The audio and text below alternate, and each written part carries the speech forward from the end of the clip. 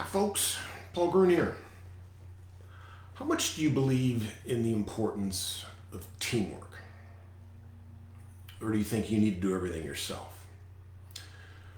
One of the great teachers on leadership and teamwork is John Maxwell. I've read a number of his books and I've had the pleasure of hearing him speak. Here's one of his books. It's called The 17 Indisputable Laws of Teamwork. Embrace them and empower your team. The book's 20 years old now, but it's all still very relevant. I'm not going to try and summarize the whole book or all 17 laws. I just would like to cover one here.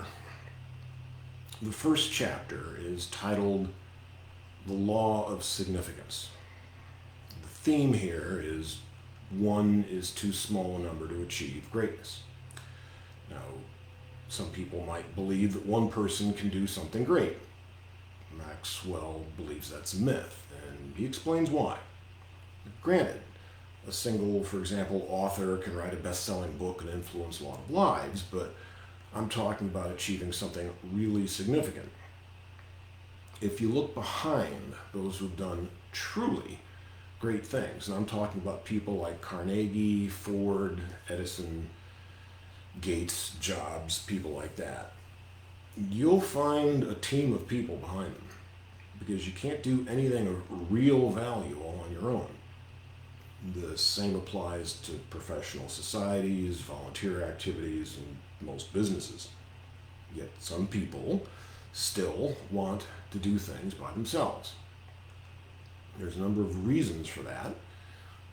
I've experienced and seen these in real life, and I'll admit that I've been a loner for a long time, ever since childhood. Yet I realized early on that in order to accomplish the goals I had in the organization I spent 30 years volunteering with, that I couldn't accomplish any of those goals alone. I've seen a number of volunteer leaders ignore this law, and the results generally are not good. The first is ego. People don't like to admit weakness, but you can't do anything yourself, at least not effectively. Spinning more plates just increases your chances of dropping one. Andrew Carnegie, that's the way it's pronounced, the richest man in the U.S., if not the world at the time, said, quote, "It marks a big step in your development when you come to realize that other people can help you do a better job than you could do alone," unquote. It's an interesting coincidence that I happen to be reading a biography of Carnegie at this time. Next would be insecurity. Some people don't promote teamwork because they feel threatened by others. They either want to maintain control over everything or they fear being replaced by somebody more capable. Machiavelli said something really interesting 500 years ago, and that was, quote, "The first method for estimating the intelligence of a ruler is to look at the men he has around him," unquote. And Woodrow Wilson, who I hope people remember as a U.S. president 100 years ago, said, quote, "We should not only use all the brains we have, but all that we can borrow," and unquote. So, number 3 would be naivete. Have you ever seen a sign that read, "If I had to do it all over again, I'd get help"? Once people realize their dreams are bigger than their capabilities and that they won't be able to go it alone, they'll adjust and reach out for help. But some learn too late or not at all, and they never achieve their goals, and that's a shame.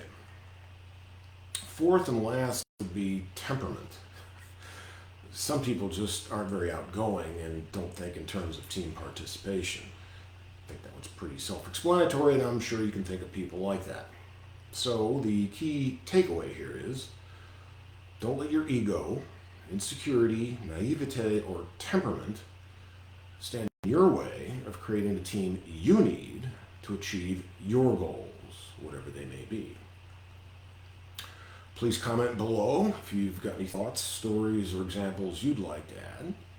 And if you'd like to join my team so we can help other people achieve their goals, please contact me.